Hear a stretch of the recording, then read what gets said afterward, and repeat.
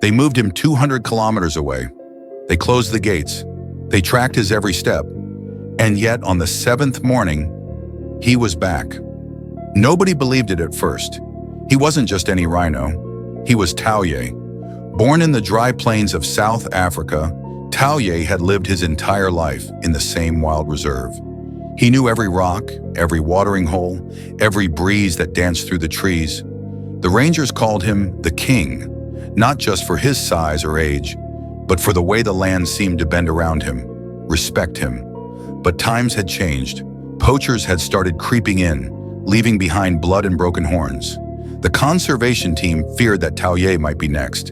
And so, for his safety, they relocated him. They took him far, far from the acacia tree where he used to rest, far from the rock where he scratched his back, far from the place where everything changed. At first, Tauyé didn't resist, but he didn't settle either. His eyes never looked around. They only looked north, as if something or someone was still waiting. The new enclosure was large and secure. Rangers had designed it to offer everything a rhino could need: open space, access to water, shade, safety from poachers. Tauyé was monitored daily, with sensors and patrols making sure he was adjusting. But he wasn't. From the very first day, he refused to eat. He didn't socialize with the other animals. He didn't explore. Every morning he stood at the edge of the reserve, facing the same direction, north. Rangers tried to redirect his attention, offering him fresh food, different terrain, even a mud pool. But it was like Tauyé had turned to stone. He didn't respond. He didn't care. And every day, that same fixed stare. Then on the 7th night, the camera feeds went dark. His GPS signal became faint. At first, they thought it was a glitch. But as the hours passed and no sighting came through, panic began to rise. Search teams were mobilized. Drones took to the air. Ground vehicles combed through the perimeter. 2 days later, a strong signal finally returned. And it was coming from a place no one expected: Tauyé's original territory. Somehow the rhino had escaped without triggering the alarm systems. He had crossed rivers, valleys, and ridges on his own. He'd done it under cover of darkness, without rest, without water stations. He had traveled nearly 200 kilometers back to where it all began. When the rangers reached him, they found him standing beneath the same old acacia tree he used to rest under. He looked tired but calm. He didn't run. He didn't react. He just stood there, exactly as if nothing had changed. They noticed something unusual near the base of the tree: a carefully piled mound of stones, half buried in dirt and leaves. It wasn't natural. One of the rangers froze as he realized what it was. Years ago, Tauyé's mate, a female rhino named Nira, had died under that tree. She had been caught in a poacher's trap and passed away before help could arrive.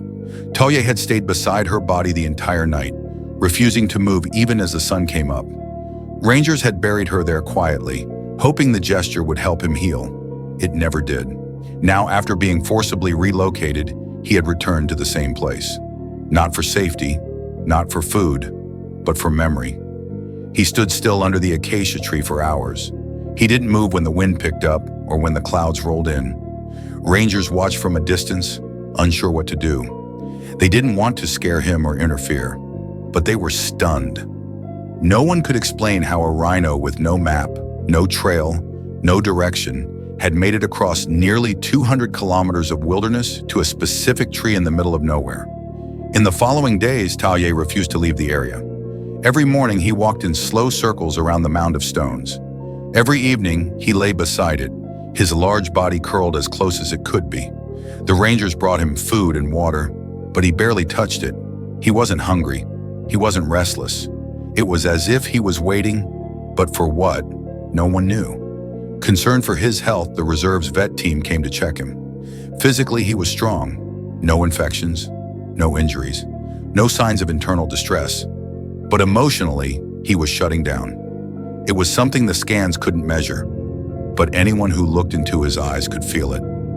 He was grieving. By the end of the week, park management faced a difficult choice. Rules required Tauyé to be returned to the protected relocation zone. It was safer, better equipped, and designed to prevent poaching. But the staff hesitated. Tauyé had made it clear he didn't want to be anywhere else. For him, this wasn't just a place, it was a final promise, a vow he made years ago and never forgot. The head ranger, a man named Elias who had known Tauyé since he was a calf, pushed for a compromise. He suggested creating a special boundary around the tree, a low-impact, monitored space where Tauyé could live freely without being forced back. It wouldn't be as secure, but it would be honest, respectful. Permission was granted. Within a few days, cameras were installed in the area, monitoring from afar. Tauyé's space became a no-visitor zone. No trucks, no tours, no drones. Just him, the tree, the mound of stones, and the open sky. And still, every day he followed the same ritual. Mornings beside the stones, evenings curled in silence. Not out of routine, but devotion. He had traveled across mountains to find what he lost. And now that he had found it, he refused to let go again. The rangers began referring to the area as Tauyé's circle. They took turns observing from a distance, recording his behavior, but never getting too close. Over time, birds began to nest in the nearby branches. Grass grew taller. The space took on a life of its own. Quiet, sacred, undisturbed. And Tauyé stayed. He never left the tree again. Rain came. Windstorms swept through the plains. At times, the air was thick with dust and heat. But no matter the season, Tauyé remained there, like a statue carved from grief. Rangers rotated in shifts to make sure he was safe. They watched him sleep, standing upright, his body leaning against the tree, as if even rest could not be taken away from the one thing he refused to abandon. Some days he would lift his head toward the sky and release a long, low breath that echoed across the valley. It wasn't a call, it wasn't a roar, it was something else, something closer to morning. He was eating less, drinking less. His movements slowed with each passing week. His strength, once legendary, began to fade. The deep folds around his eyes grew heavier, but still he never left. No matter how tired he seemed, his morning began and ended at the same place, next to the stones. The rangers began to wonder if Tauyé had come back, not just to grieve, but to say goodbye. One morning, Elias arrived earlier than usual. The sun hadn't risen yet. The land was still dark and cold, but something felt different. Tauyé was lying down beneath the tree, not resting on his feet like usual, fully down. His breathing was slow, his chest barely moving. Elias stayed back at first. He didn't want to disturb the moment, but after several minutes with no sign of movement, he stepped forward. The grass crunched under his boots. The birds didn't stir. The wind had stopped. He reached the edge of the circle and crouched down, watching. Tauyé's eyes were closed. His head rested gently beside the mound of stones, and then Elias saw it, barely visible in the dirt. With the weight of his final breath, Tauyé had dragged a line in the ground. A slow curve, half a circle, leading from his own chest to the stones. It was his last act, a silent gesture, connection. And then there was only stillness, no movement, no sound, just the weight of something sacred filling the air. Elias didn't speak. He didn't need to. Behind him, a second ranger had quietly approached. But when he saw Tauyé lying there, motionless beside the grave of his mate, he too stopped in his tracks. The two men stood in silence, hats pressed to their chests, eyes lowered. It felt wrong to cry. It also felt wrong not to. By mid-morning, the rest of the team had gathered at a respectful distance. None of them had ever witnessed anything like it. Not just the death of a rhino, but the death of a legend, of a story that had been unfolding in silence for years, hidden from human eyes, playing out in loyalty, instinct, and something that looked very much like love. No one moved Tauyé's body that day. They left him where he lay, under the tree, beside the stones, facing the direction he had stared at for years. A team set up a perimeter to protect the site. Word spread quickly through the reserve. Volunteers, researchers, even nearby rangers from other parks began calling, asking if the story was true. Some wanted to visit. Others just wanted to send flowers or write something in a notebook that was placed beside the site, soon filled with words like loyalty, grace, and I'll never forget this. Over the next few weeks, the tree became something else entirely. Birds continued to nest in its branches. Butterflies returned in swarms. Grass grew a little greener. It was as if the land itself was mourning, or remembering, and Tauyé remained there, not just as a body beneath the soil, but as a presence. A story passed from one ranger to the next. A quiet reminder that animals feel more than we understand. That wild doesn't mean emotionless. That memory and grief and love aren't reserved for humans alone. They say elephants never forget. But now the rangers say rhinos don't either. Some of them started leaving small stones beside the tree, not as part of an official ceremony, just as a personal gesture. A quiet way of saying, we saw you, we remember, you mattered. Over time, the mound that once marked the resting place of Tauyé's mate doubled in size, then tripled, until it wasn't just a grave anymore. It was a monument. Local villagers who had once feared rhinos now walked the edge of the reserve fence to glimpse the site from afar. School children wrote letters to the rhino who remembered. Some were mailed to the reserve, others were left at the gate, folded neatly with crayon drawings of Tauyé beneath a big tree. A filmmaker arrived weeks later, asking for permission to document the area. He said he had come to capture the landscape, but when he heard the story, he sat for hours beneath the tree and filmed nothing. "This place speaks without needing words, he said quietly. The conservation team began to call the site the Circle of Two, not for tourists, not for funding, but for themselves, for something they couldn't quite name, but felt every time they passed through the eastern part of the reserve. It became a sacred place, not because of what happened there, but because of what endured there. Tauyé wasn't just a rhino anymore.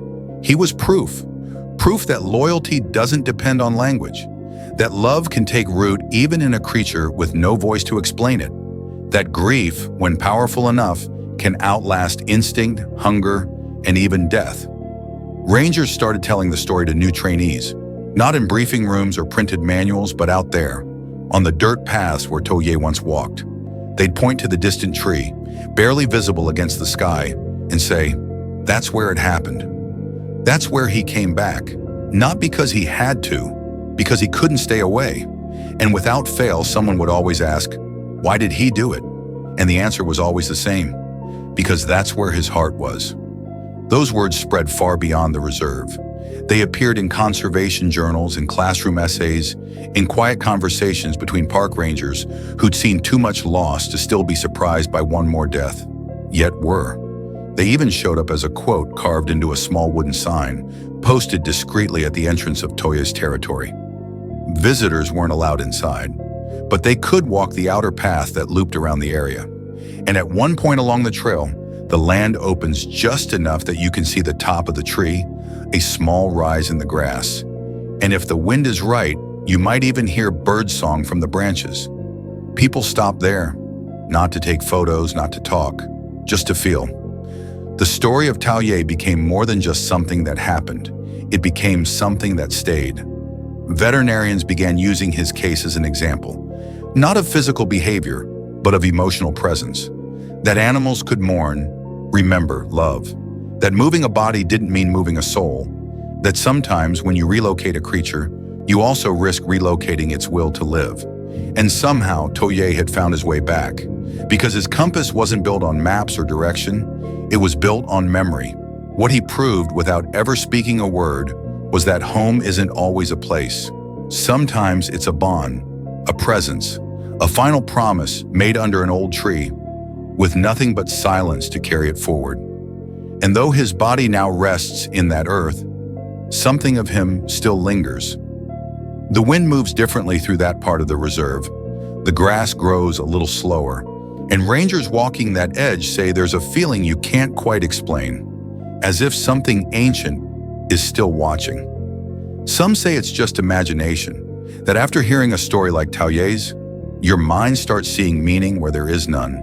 But others, those who've worked in the field long enough, who've watched animals form bonds, grieve losses, and return to places no GPS could guide them to, they know better. There are moments in the wild that science can't measure, moments when instinct gives way to emotion, when something deeper than survival takes control. Tauyé became a symbol of that mystery, a reminder that not all loyalty is spoken, that not all grief ends, that sometimes a creature doesn't need to cry to be mourning, doesn't need to stay beside a grave to still be haunted by it. Even now, rangers report something unusual about that patch of land. No other animals seem to linger there.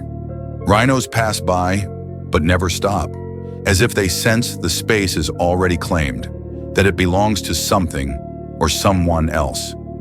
Birds don't nest in the branches directly above the stones anymore. They perch nearby but never close. The wind changes pattern as it moves through the tall grass, and on certain evenings, just before the light fades, the tree's shadow stretches longer than it should, as if reaching for something it lost. On some nights, Elias still visits. He brings no tools, no clipboard, just himself and sometimes a folding chair. He sits just outside the circle and watches, not for danger, not for data, but because there's something about that place that refuses to let go. He says he never hears anything, but he always feels something, a heaviness, not painful, but powerful, as if the earth there remembers, as if time stands still for just a moment longer than it should. And though Tauyé has been gone for months, Elias swears the grass still bears the mark of his footprints. Slight depressions in the dirt that rain never fills, that wind never covers, as if even nature itself has decided to remember. Because some stories aren't meant to fade, some bonds don't end in death, and some hearts, no matter how wild, never leave the place they once called home. Because home isn't just where the body lives, it's where memory settles, where silence feels familiar, where love, even in its absence, still echoes through the soil. Tauyé's story reminded people of that. Rangers began to speak differently, not just about him, but about all animals under their care. They stopped saying things like, "It's just instinct," or "They don't understand." Instead, they started saying, "Maybe he remembered. Maybe she felt that. Maybe we don't know as much as we think we do." His story softened people. Hardened men who had spent decades patrolling harsh terrain began to pause a little longer when passing the Eastern Trail. Volunteers walked more quietly when near the tree. Even tourists, those who only heard the tale secondhand, often stood at the edge of the path in complete silence, as if not wanting to disturb something sacred. And maybe it was sacred, not in a religious way, but in the way that real love is. Quiet, patient, persistent. It doesn't announce itself. It just stays. Children who grew up hearing about Tauyé now draw pictures of rhinos beside trees and write short stories that begin with, "There once was a rhino who never forgot." Teachers use his tale to talk about empathy. Poets quote his last resting place. And old rangers, retired and long gone from the reserve, still carry his memory like a secret they're grateful to keep. The world didn't change overnight, but something shifted. Something became quieter, more respectful, more aware, all because one wild heart refused to forget where it belonged. And maybe that's what we needed to remember too, that we're not the only ones who hold on to the past, not the only ones who grieve or love or long for what once was. That even in the wild, where life is supposed to be brutal and unforgiving, there is space for tenderness, for memory, for devotion. Tauyé's journey wasn't just about distance, it was about direction. He didn't just walk back to where he came from. He walked toward what still mattered to him, against every barrier, against instinct, against time itself. And in doing so, he left behind more than footprints. He left a truth that science still struggles to define. That connection, real connection, doesn't require words. That loyalty doesn't fade with relocation. That a broken heart will still search for the missing piece. No matter how far, no matter how long, we spend so much time drawing lines between ourselves and the animals we live alongside. We call them wild, as if that word means different. But Tauyé reminded us that maybe we're not so different after all. He reminded us that love isn't limited to species, that loss isn't either. And maybe if we're quiet enough, if we listen, really listen, we can still hear the soft thunder of his steps in the dirt, circling back to the only place that ever truly felt like his. Maybe that's what keeps the tree standing. Maybe that's why the wind shifts when you pass through. Maybe that's what lingers in the grass long after the body's gone. Not just memory, but meaning. Years have passed since Tauyé took his final steps beneath the acacia tree. The grass has grown taller, the winds have changed direction, and the world has moved on, as it always does. But that small corner of the reserve remains untouched. Not because of fences or patrols, but because no one dares to break the silence he left behind. Children still whisper his name, rangers still tip their hats when they pass his tree, and sometimes in the quiet just before dusk, when the sky softens and the shadows stretch long, there's a stillness in the air that feels familiar, as if something is still waiting, still listening, still remembering. Because some journeys never end, and some love, no matter how wild, never dies. If this story moved you, let it live on. Share it, remember it, and be a voice for those who can't speak.